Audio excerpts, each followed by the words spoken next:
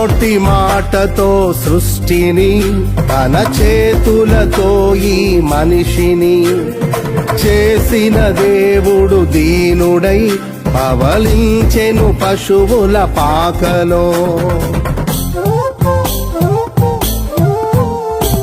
నోటి మాటతో సృష్టిని, తన చేతులతో ఈ మనిషిని చేసిన దేవుడు దీనుడై పవళించెను పశువుల పాకలో.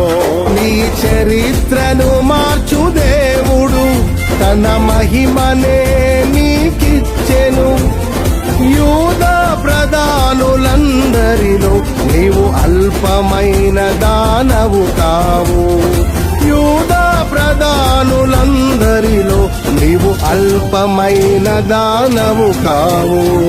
స్తుతియో మహిమ ప్రభావము ఎల్లవేళల ప్రభుకే చెందును. స్తుతియో మహిమ ప్రభావము ఎల్లవేళల ప్రభుకే చెందును.